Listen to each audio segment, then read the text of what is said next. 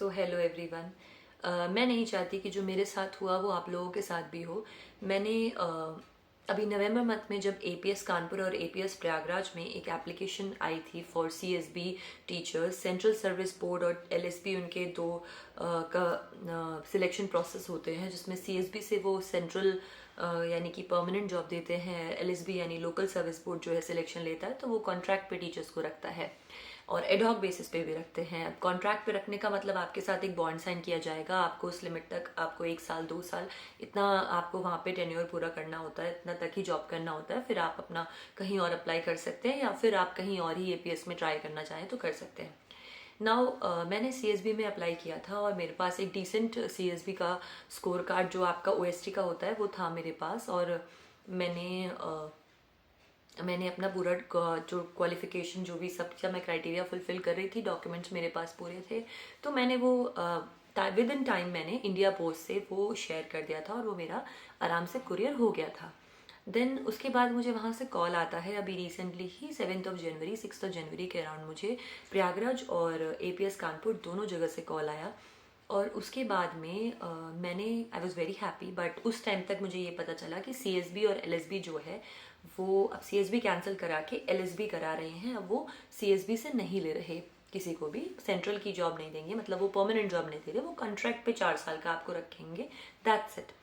तो I was very confuse also. In the previous video I said कि मैं नहीं करूँगी, बट मैंने सोचा कि अगर मुझे इन्होंने इंटरव्यू में मतलब क्लियर करा था, उन्होंने मुझे एप्लीकेशन देखकर मुझे सिलेक्ट किया फॉर द इंटरव्यू, तो मैंने सोचा कि I can try for LSB also, let it be 4 years का होगा, तो I just go and I have an experience, good experience for me.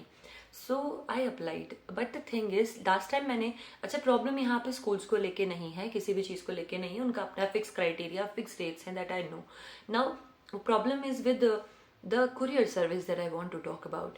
I will just pin that down here.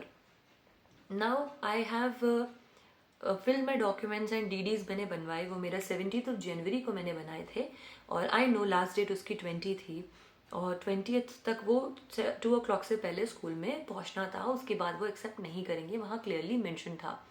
तो मैंने 17 जनवरी को सारा डॉक्यूमेंटेशन, सारा फाइल मतलब करके, because I was not sure कि करना चाहिए या नहीं, क्योंकि उन्होंने परसेंटेज क्राइटेरिया भी चेंज किया था और 4 साल का जो प्रोविज़न है उसको लेके भी मैं थोड़ा कम श्योर थी।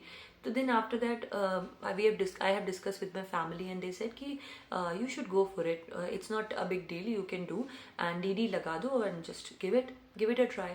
सो I said okay. Then 17th को मैंने वो कुरियर डाला और मैं पहले कंफ्यूज थी कि मैं कहाँ से करूँ, क्योंकि इंडिया पोस्ट ने काफ़ी टाइम लिया था मेरा, लास्ट टाइम मुझे याद है, तब मेरे पास टाइम था काफ़ी, तो वो टाइमली मेरे डॉक्यूमेंट्स पहुंच गए थे।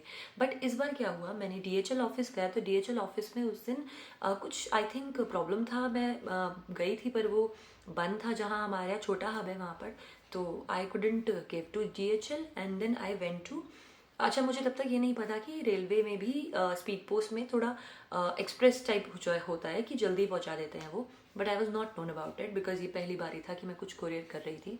Then I went to DTDC and DTDC का आपने नेम सुना होगा, ये कोरियर एक कंपनी है जो कि कोरियर पहुंचाती है।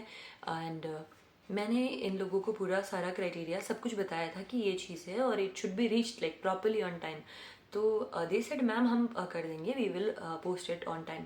सो मेरा 17 को मैंने दिया उनको, उसके बाद उन्होंने कहा मैं 19 तक मैम ये पहुँच जाएगा, बिकॉज उसमें बीच में 18 आपका संडे पड़ रहा था। तो आई वॉज ओके कि चलो 19 तक तो नहीं, 20 की सुबह तक तो ये देखें, एटलीस्ट डिलीवर इट प्रॉपरली। सो अब जब ये 19 को भी नहीं पहुँचा, ये 19 को भी कानपुर के हब में पहुँचा था, तो मैंने उनको कॉल किया 20th को मॉर्निंग में ही, 9 o'clock से उनका टाइमिंग्स रहता है। आई इन्फॉर्म कि sir the problem, customer care पे मैंने सिंपली कॉल करके बोला कि sir there is a problem with the courier, I want it to be delivered before 12 o'clock, because उसके बाद नहीं हो पाएगा एक्सेप्ट, मेरी जॉब की बात है। And I told them that because I got selected earlier, so I said the same thing. तो द पर्सन सेड कि ma'am we will do it in urgent, and because it was an express, I am telling you, जो मैंने 17 को दिया था वो express way था, तो मैंने उसमें एक्स्ट्रा पे किया उनको ताकि वो उसे जल्दी पहुंचा दें, because I thought if I am paying, like if I am doing that much effort, so it should reach on time, अगर नहीं पहुंचेगा तो उसका कोई बेनिफिट नहीं होता। So I have done that. ना उसके बाद में उन्होंने मुझे बोला कि ma'am we will mark urgent on it. अब मैंने 11:11 पे समथिंग देखा था, तो वो डिलीवरी के लिए चला गया था डिलीवरी पर्सन, मतलब उसने पार्सल हब से पिक किया और वो डिलीवरी के निकल गया। अब वो पार्सल लेके सारे में घूम रहा है, जब उसको पता है कि उस पर अर्जेंट लिखा है, तो he has not actually done anything. But ये मेरा पर्सनल एक्सपीरियंस रहा, जो मेरा डीटीडीसी के साथ बिल्कुल अच्छा नहीं रहा। वो टाइमली नहीं पहुंच पाए डॉक्यूमेंट्स। मैंने काफ़ी उनके साथ कांटेक्ट किया, तो उनका टाइमिंग 7:30 बजे तक रहता है। तो अब ये चीज़ मुझे नहीं पता थी और ना ही मुझे बताई गई थी कि 7:30 तक मैम टाइम रहता है। मैंने उनको क्लियरली बोला था कि सर ये बात है और मुझे टाइमली ये पहुँचाना है, तो उनका कोई टाइम स्लॉट नहीं होता है उसके लिए। तो मैं आप लोगों को भी कहूँगी कि देखिए डीटीडीसी का जो प्रोसेस था वो उनके हिसाब से ठीक है, मैं उसको गलत नहीं बोलूँगी। बट द थिंग इज़ कि आप लोग किसी भी चीज़ के लिए अगर अप्लाई कर रहे हैं तो टाइमली उसको करें, टाइमली उसको पोस्ट करें, टाइमली उसको डिलीवर करवाएं। क्योंकि अगर लास्ट मोमेंट पे जैसे मेरे साथ हुआ वो आप लोग फेस ना करें। क्योंकि जो इंडिया पोस्ट है वो काफ़ी ज़्यादा रिलायबल है और आप उसमें कंप्लेन भी कर सकते हैं, पर जो एक्सटर्नल वेबसाइट्स या एक्सटर्नल कंपनीज़ हैं वो रिलायबल नहीं है। मतलब आई फील मुझे उसका एक्सपीरियंस अच्छा नहीं लगा। I have the right to speak, so that is why am making a video. And I feel I have talk to them many times, I have called the customer care, but उनकी तरफ से मुझे ऐसा कोई positive response नहीं मिला। हाँ, उनके जो कस्टमर केयर पर्सन थे उन्होंने मेरे साथ बहुत अच्छे से बात करी। दे सेड कि ma'am we are very sorry but it is not in are this whatever the rules and regulations. They said कि हम लोग का टाइम बाउंड नहीं होते हम लोग, मैम हमें 7:30 बजे तक करनी होती है डिलीवरी। सो उन्होंने मुझे वैसे तो 19 बोला था, जो कि 20 हो गया, बट उनका मैं उसमें कुछ मैं कह भी नहीं सकती थी। सो आई वॉज फाइन कि लेट इट पे। बट अगर आप लोगों के साथ ऐसा कुछ हो तो आप प्लीज़ इंडिया पोस्ट पे ट्रस्ट करें और स्पीड और टाइमली ही उसको पोस्ट करें। एक मेरे साथ एक पर्सनल एक्सपीरियंस जो मेरा बहुत ख़राब रहा वो ये था।